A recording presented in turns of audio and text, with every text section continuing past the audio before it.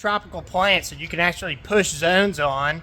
I'll try to explain them to you. Here's one. This is moringa. This is the healthiest plant in the world. So this, I've heard people growing in North Mississippi. So basically you can grow this up a little bit north, like zone 8, if you protect it in the winter time. So basically if you are outside, we're in a greenhouse, but if you're in an unprotected area and you're getting a hard frost, what you would do is harvest everything, cut all that off, cut it to a stump about right here, and then what you could do is build a cage around it and fill that with hay, wood chips, something just to keep it warm. And then about your time of your last frost, you would take all that out and then let it come back. These grow really fast. You do want one that's grown from seed. You do not want one that's grown from cutting. They don't have a good root system, a good taproot. So you can also, some avocados, the Joey, the Leela, the Fantastic, are like the most cold hardy. They can take down to 15 degrees when they're mature and with some protection. So when they're this size, you're going to want to protect them under a frost. Now I've had some that were a couple years older than this go to like 22 degrees, no problem, no protection. But just be careful. If you can get them somewhere that's a microclimate, you may be able to do a little better. So if you can get something like underneath an evergreen, underneath a live oak, on the south side of a building, something like that where it just gets a little bit more protection, you can push avocados. So also you can push papayas. Now papayas I would grow just as an annual. I would not grow these as trying to as a perennial if you're in a cold zone that gets hard frost, because what would happen is this plant will die off. It'll at least die back if it survives. So you might have like a little tip fall off, and then the next year whenever you get it starts back up, it's just going to be kind of late. It won't necessarily have enough time to get ripe fruit that next year.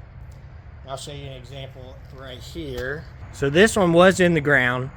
It took 22 degrees and it had some giant big football sized fruits on it, and it just wasn't enough time for it to ripen all the way. This was after another frost, so this was its second year in the ground. But look what happened to it. See, the little tip died back. So I didn't cut this. This was from the frost. So it was up here, you know, and this just got mushy and died back to here. Now I did make it put out these multiple trunks.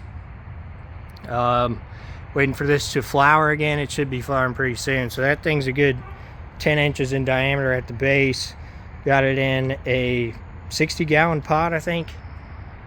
And look at these big leaves. So that's a good at least 10-foot tall plant there. And then bananas you can grow in a lot colder zone, but as far as getting fruit, it's kind of tough because they take 18 months or so to actually produce the fruit. 18 months frost free. Now if you got a really light frost and you're able to protect it, you might be able to get away with it.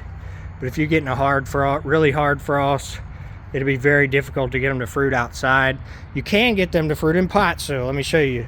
So this is in a 15-gallon pot is your minimum fruiting size.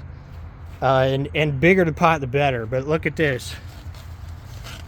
Orinoco fruiting. This is a dwarf Orinoco. This thing's about 5 foot tall. So this is manageable to bring in and out of the house. Now I'm 99% sure that it's got major roots going into the ground.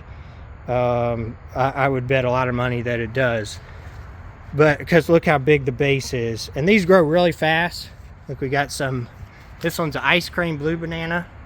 Really excited to try these. It should be any day now start to flower. It's been in there quite a while, but now growing in a pot it's not going to grow as fast as growing in the ground. You could try to get as good a soil as you can, but it's just never the same as in the ground. Now the bananas are heavy feeders, so you want to give them really rich soil. And then if you do have them outside, you don't want them to be wet when it's cold out. So a lot of these hibiscus would die in the cold, but what you can do with these, so this is a Knopf hibiscus. You can just grow these as an annual, take cuttings. They're really easy to propagate from cuttings, or you can let them go to seed. And these are really delicious leaves. You can eat the flowers as well. Any kind of hibiscus. Look, here's another one right here. It's gonna be super easy to propagate. So that would be something to do as an annual if you wanted to push it. Definitely the papaya, man. If you want to get some papayas in 1 year, this is the way to go. So if you come to us, we'll have these in springtime. This is December right now, and these should be around twice the height, and they should be fruiting. So some of these starting to get there. They're growing really fast. They you got to up pot them like every few weeks to a month, just depending on how much size you go up, and then you'll be good to go. Now these leaves are edible for animals as well. My tortoises really love these. Now you need the leaves for photosynthesis, so you don't want to take off too many of them. But the aldabras really love these, and they're really pretty too.